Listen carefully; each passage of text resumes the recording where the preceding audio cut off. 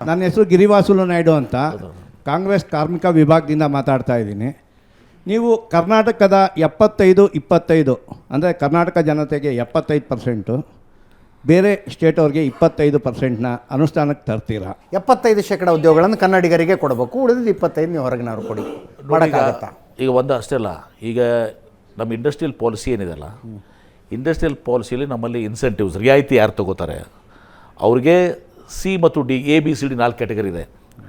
C ಮತ್ತು D ಕ್ಯಾಟಗರಿಯಲ್ಲಿ ಅವ್ರಿಗೆ 100% ಇದೆ.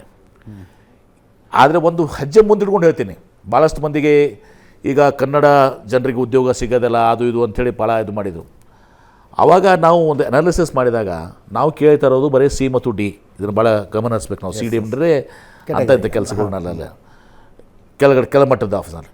ಬಟ್ ಸರ್ಪ್ರೈಸಿಂಗ್ಲಿ ಕರ್ನಾಟಕ ರಾಜ್ಯದಲ್ಲಿ ಇಂಡಸ್ಟ್ರೀಸಿಂದ ಕೆಲವೊಂದು 90% ಅಂತ ತಿಳ್ಕೊಳ್ಳಿ, 10% ಜನ ಅದು ಇದು ಮಾಡ್ತಾ ಇರ್ಬೋದು, ಇಲ್ಲ ಅಂತ ಅನ್ನೋದಿಲ್ಲ.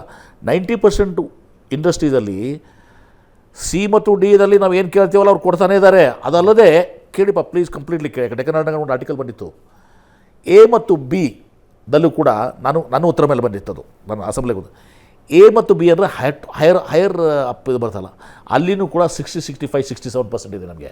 ಹೊರಗಡೆಯಿಂದ ಬರ್ತಾರೆ, ಕನ್ನಡದ ಮಣ್ಣು ನೆಲ ಜಲ ಎಲ್ಲ ಬಳಸ್ಕೊತಾರೆ, ಬಟ್ ನಮ್ಮವ್ರಿಗೆ ನೌಕರಿ ಕೊಡೋದಿಲ್ಲ. ಕೆಲವೊಬ್ರು 10ರಲ್ಲಿ ಒಬ್ರು ಯಾರೋ ಇರ್ತಾರೆ. ಪಿಕ್ಚರ್ ನೋಡ್ರಿ 65% ಅಂತ. ನಾನು ಡೀಟೇಲ್ಸ್ ಕೊಡ್ತೀನಿ ನಿಮಗೆ.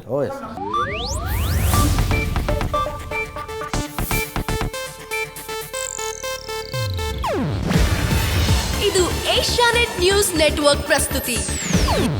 ನೀವು ನೋಡ್ತಿದ್ದೀರಾ ಏಷ್ಯಾನೆಟ್ ಸುವರ್ಣ ನ್ಯೂಸ್.